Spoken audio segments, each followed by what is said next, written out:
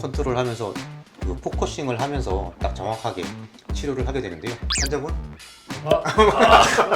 네, 환자분을 원래 이제 실제로 여기서 이제 엑스레이가 이제 나오면서 결석 위치를 확인을 하게 되고, 이제 쿠션 여기에서 충격파가 나오면서 환자분의 위치를 아까 제가 서 있던 자리 저기에서 모니터로 보면서 결석 위치를 맞추고 시작을 하게 됩니다. 그리고 실제 여기 피부가 닿아야 되기 때문에 다리까지 한번 보여주실까요?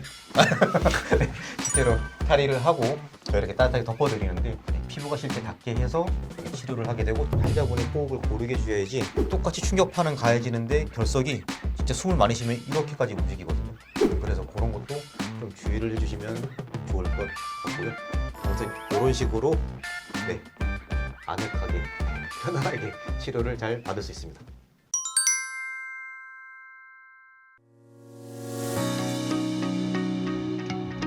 비뇨기과 정보를 정확하고 상세하게 알려드리는 비정상 토크. 저는 인천점 이창규 원장입니다. 저는 비뇨기과 전문의 유경호고요.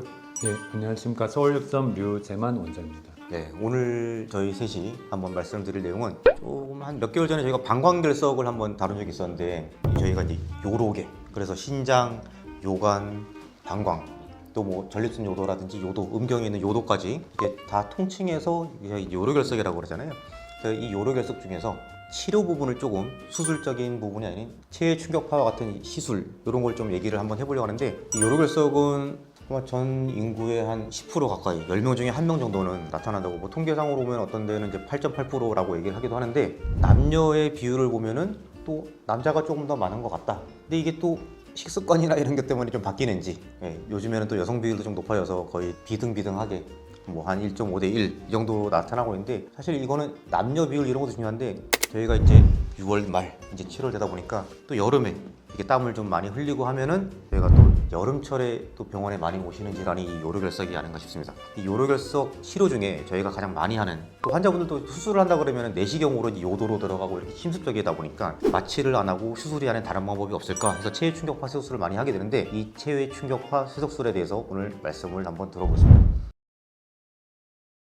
간단히 원리를 좀 설명을 해줄 수 있을까요?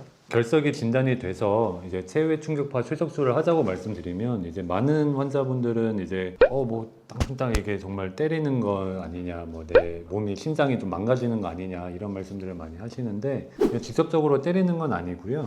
우리가 보통 뭐 소닉 붐 현상이라는 것을 이용한 것으로 되어 있습니다. 그래서 물 속에서 고에너지의 충격파를 발생을 시키면 미세한 수많은 공기방울들이 생겼다가 그게 터지면서 에너지가 발생을 한다고 합니다. 우리가 예전에 뭐 햇빛을 돋보기로 이제 모아서 한 곳을 이제 종이를 이제 태우듯이 그 에너지들을 한 곳에다 딱 모아서, 저희가 이제 체외 충격파 쇠석술을 할 때는 보통 옆에서 의사가 계속 그 확인을 하면서 결석 있는 위치에 정확하게 도달하는지 확인을 하잖아요. 실시간으로 딱 결석 부위에만 에너지가 전달이 되는 방식이기 때문에 주위의 뭐 심장이나 다른 피부의 조직의 손상은 최소화된 시술 방법이라고 보시면 되겠습니다. 네, 지금 저희가 시술이라고 말씀을 드리고 있는데, 수술보다는 그래도 조금 더 간편하고 간단하고 환자분도 좀 편히 받을 수 있는 치료 방법이겠죠.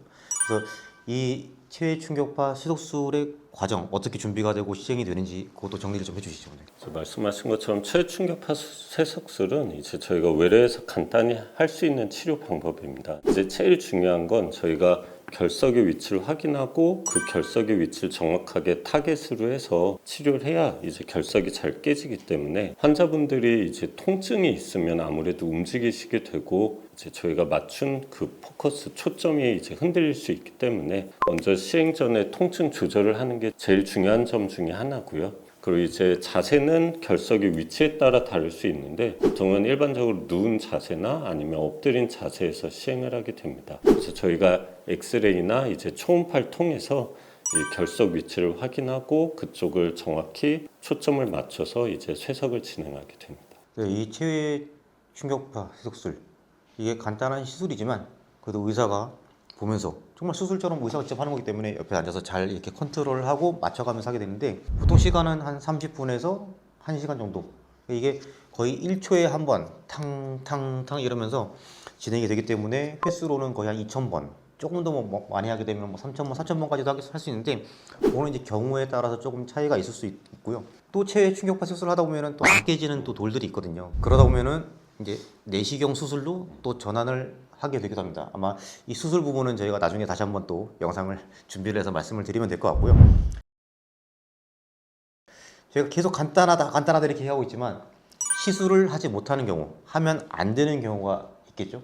아무래도 쇠석술을 하는 과정에서 돌이 움직여지고 하면서 이제 미세한 출혈이 발생할 수 있기 때문에 원래 이제 항혈전제를 복용하시는 분들은 그런 이제 중단 여부나 중단 기간 등에 대해서 주치의와 이제 미리 상의가 좀 필요하시겠습니다. 이제 심장 박동기를 가지고 계신 분은 그 충격파가 조금 영향을 끼칠 수 있기 때문에 그것도 미리 좀 조절이 필요한 경우들이 있고요. 그리고 임산부는 이제 금기로 되어 있습니다. 그리고 이제 복부 대동맥류 같이 이제 출혈 위험이 있으신 분들도 이제 가급적 이제 다른 방법을 택하는 것을 이제 권장을 하고 있습니다.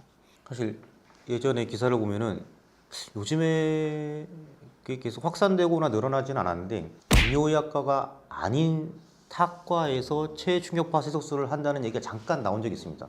근데 이게 아무리 간단하다고 해도 정말 문제가 될 수 있는 상황이라든지 합병증이라든지 그런 문제가 생겼을 때 대처도 중요하기 때문에 이게 아무리 간단하다고 해도 지금 말씀하신 것처럼 하면 안 되는 경우, 또 혹시나 문제가 생길 수 있는 경우 이런 거를 다 염두를 하고 안전하게 하는 게 저는 정말 중요하다고 생각을 하고요. 그 다음에 체외 충격파 세석술을 하고 나면 또 이 돌이 깨져서 그 자리에 그대로 있을 수도 있지만 또 내려오다 보면은 또 돌이 그 요관 안에서 이렇게 흔들리다 보면은 점막의 출혈 때문에 정말 시술 직후에 피가 나는 분들도 있잖아요.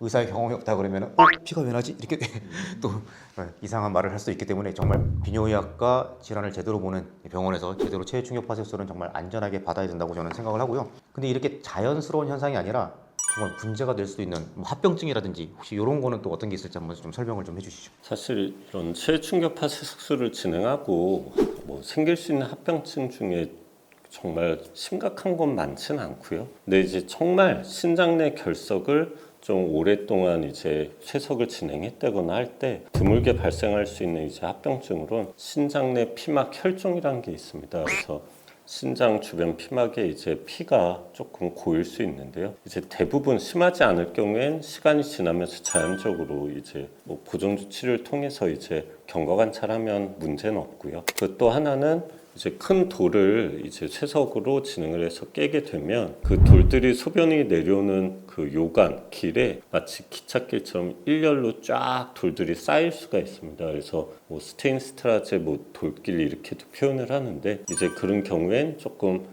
뭐 추가적인 시술이나 수술이 필요할 수는 있습니다. 그래서 정말 뭐 응급 수술이나 수혈이 필요할 정도의 중증 합병증은 뭐 2% 이내로 매우 낮은 이 확률로 발생을 하고요. 그래서 대부분은 충분한 수분 섭취와 그리고 약물 치료로 해결이 가능합니다. 제가 오늘 지금 저번에 방광 말씀드린 것처럼 오늘은 신장이랑 요관에 있는 결석을 말씀드리고 있는데 오늘 신장 결석에 대해서 조금 더 관련된 내용이 있으면 말씀 좀 해주시죠. 신장 내에 결석이 있을 때 그거를 이제 쇠석술을 하면은 조금 이러한 위험한 일들이 생기는 게 아닌가라고 걱정을 해서 신장에 있는 결석은 뭐 쇠석술 못하지 않아요라고 말씀하시는 분들이 많이 있으신데 말씀하신 것처럼 뭐 신장 내에 있는 결석을 쇠석술을 한다고 해도 그러한 이제 합병증의 확률은 굉장히 뭐 경미하기 때문에 안전하게 시술이 가능하고 물론 이제 크기나 위치에 따라서 다르긴 하지만 신장 결석에 대해서도 수술 못지않게 체외 충격파 쇠석술도 이제 가이드라인에 1순위로 좀 들어있는 경우들이 많이 있기 때문에 아무래도 신장 내에 결석이 있을 때는 별달리 통증이 없는 경우가 많기 때문에 쇠석술을 좀 꺼려하실 수도 있겠으나 그 결석이 차후에 이제 가서 이제 요관에 막혀서 극심한 통증이 오는 걸 미리 예방하는 차원도 있고 결석이라는 게 너무 오래 가지고 있으면 또 신장 내에도 안 좋은 영향을 끼칠 수 있기 때문에 좀 치료가 필요한 경우 예를 들어서 결석이 너무 많이 뭐 수술할 정도로 많이 크지 않은 경우 또는 이제 증상이 없다고 하더라도 돌이 조금씩 계속 커지는 경우 또는 이제 신장 내에 결석이 있어도 은근히 조금 결리듯이 통증이 있으신 분들도 있으신데 그러한 경우에 신장 결석에 대해서 체외 충격파 쇠석술에 적응증이 될 수 있겠습니다.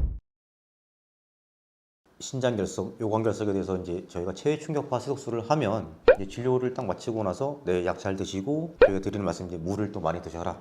피도 날 수 있고 하니까 물을 좀 많이 드세요. 그리고 좀 제자리 뛰기도 하시고 이렇게 여러 가지를 말씀을 드리긴 합니다. 근데 사실 이게 치료를 하고 나서야 당연히 말씀드리는 거지만 이분들은 사실 계속 재발을 할 수 있기 때문에 재발 관리를 또 저희가 말씀드리는 게 중요하다고 보거든요. 재발이 되지 않게 그래도 이런 건 좀 조심하셔라 하고 말씀하시는 게 혹시 있으실까요?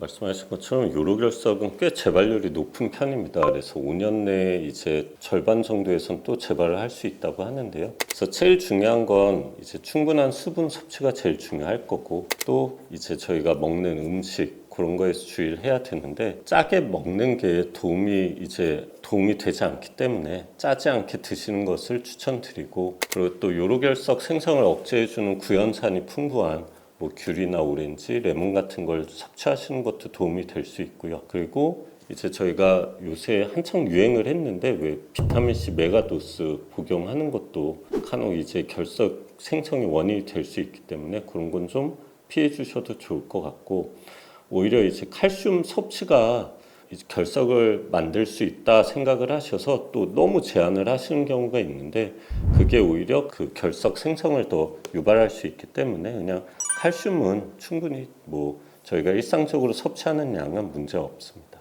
이창기 원장님께서 이렇게 재발을 또 방지하기 위해서 잠깐 주의할 사항도 언급을 좀 해주셨는데, 저희가 오늘 이제 체외 충격파 세속수를 말씀드리고 있잖아요. 시술 후에 물도 드시고 이렇게 하면 좋습니다가 있지만, 시술 중에 또 환자분들께 저희가 부탁을 드리는 게 있거든요.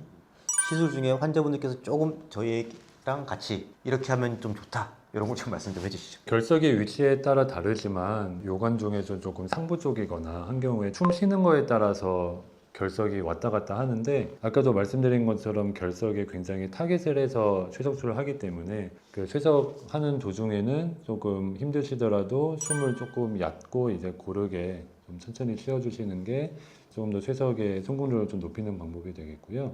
의사가 보통 위치도 중간중간 이제 조절을 하고, 그리고 강도도 다 세팅이 가능하기 때문에 통증이 조금 심하고 해서 좀 내가 올바른 자세를 취하기 어려울 때는 또 이제 편하게 밖에 그 기다리고 있는 그 의사한테 얘기를 하시면은 또 그런 거에 맞게 좀 통증도 다 조절이 가능하고 강도가 다 조절이 가능하기 때문에 그래서 편하게 생각을 하시는 게 좋을 것 같고요. 기계와 몸을 많이 밀착을 하기 위해 이제 젤을 좀 듬뿍 많이 묻힙니다. 그래서 그걸 좀 되게 차갑고 좀 기분 나쁜 이런 느낌이 나기 때문에 그걸 좀 꺼려 하시는 분들이 있으신데, 그걸 이제 듬뿍 발라야지 더 에너지 전달이 잘 되기 때문에 그런 거 좀 참고를 하시면은 좋겠고, 조금 체중이 좀 많이 나가고 부푸 비만이 조금 심하신 분들은 좀 에너지 전달이 반대로 이제 조금 방해가 될 수가 있어서, 그건 이제 담당 선생님과 잘 상의를 해보셔야 되겠지만, 그러한 경우에는 쇠석술보다는 같은 상황이라고 하면은 수술적인 치료를 하는 경우들이 좀 더 많을 수 있기 때문에 그러한 것도 좀 유념을 하시는 게 좋을 것 같습니다.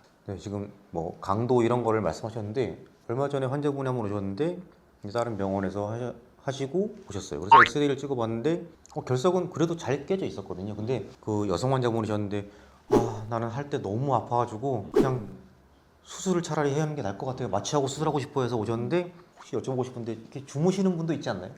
많이 그래서 자세를 잘 잡고 하면 통증도 없이 이렇게 할 수가 있거든요. 2차 시술을 이제 여기서 했는데 환자분들 되게 만족도가 높게, 그 다음에 치료도 잘 끝났거든요. 그래서 또 최근에 다른 분 보면은 처음 시작을 했는데 원장님 좀 아픈데요? 그래서 그래요? 그래서 포지션을 조금 더 조정을 해가지고 하니까 지금은 안 아파요. 이렇게 해서 그 자세를 잘 잡고 하는 것도 그 통증을 줄일 수 있는 거라서, 이 노하우가 많으신 원장님들께서 환자를 봐주신다면은, 또 믿고 오신다 그러면은 아마 그런 자세라든지 그다음에 시술하는 방법, 강도를 잘 맞춰서 아마 통증이 별로 없이 아마 시술이 될 거라고 저는 생각을 합니다. 너무 이게 체외 충격파, 충격을 가하는 거니까 너무 아프지 않을까, 이렇게 걱정은 하지 않으셔도 될 것 같고요. 오늘 저희가 이제 요로결석, 신장결석, 요관결석에 이제 대해서 치료 방법 중에 하나인 이제 체외 충격파 세속술에 대해서 말씀을 드렸는데, 결석 사실은 재발에 대해서 계속 경험하시는 분들은 또 왔구나 하고 이렇게 오시지만, 처음 경험하시는 분들은 이거 어떻게 시술을 해야 돼, 수술을 해야 돼, 막 이제 통증에다가 정신도 없으신데 막 걱정이 많으실 거라고 생각합니다. 그래서 결석을 앓으시거나 또는 시술을 앞두고 계신 분이라면 저희 영상이 아마 오늘 영상이 도움되지 않을까 하는 생각이고요.